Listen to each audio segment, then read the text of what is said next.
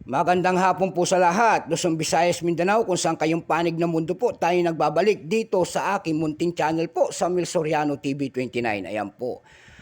At may pag-uusapan na naman tayong barya. At ito ay ating hilig, mangulikta ng barya.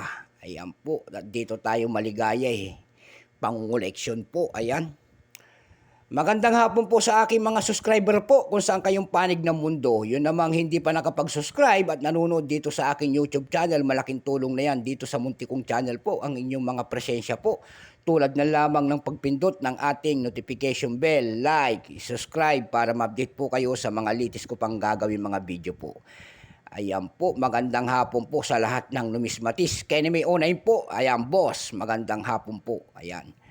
At ang aking mother dyan sa Dumpay, Basista, Pangasinan, mga Soriano family po. Ayan. Ang pag-usapan po natin ngayon ay ang 25 centimos na wala na pa ring halaga. Ayan. 2016 po, ayan ang ating pag-uusapan. 5 centimos po, 2016, nagtutuning na.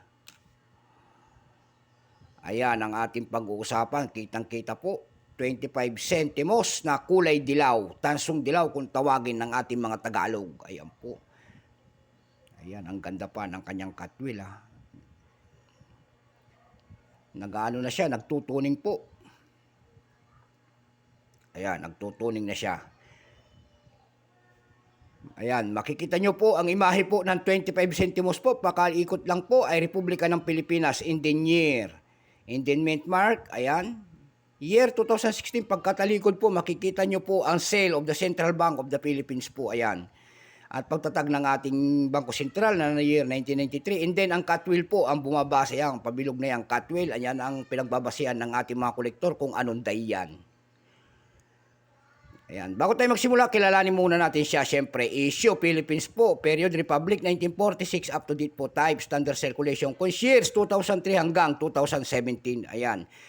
Dapat ang year nito po ay year 1995 hanggang 2017. Binukod nila po ang non-magnetic.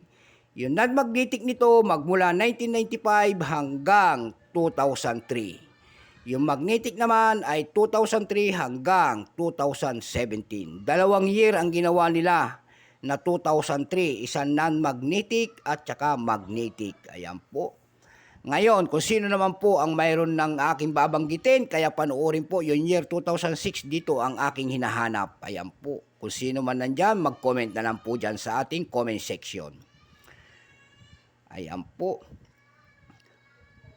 Bago tayo magsimula sa ating talakayan, kilalanin muna natin siya. Siyempre, issue, Philippines po, period, Republic, 1946, up to date po, type, standard circulation, years 2003 hanggang 2017.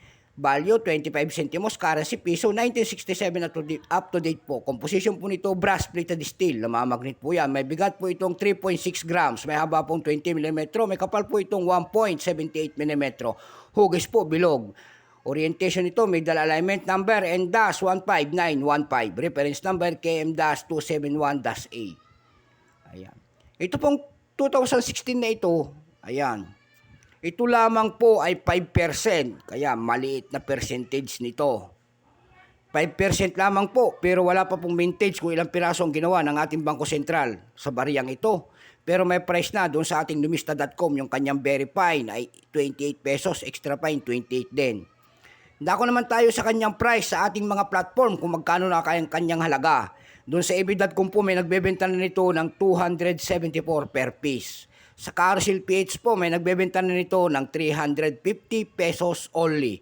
Wala na, dalawang price lang ang atin nakita. Itong year 2016 kasi nga mababa ang percentage nito.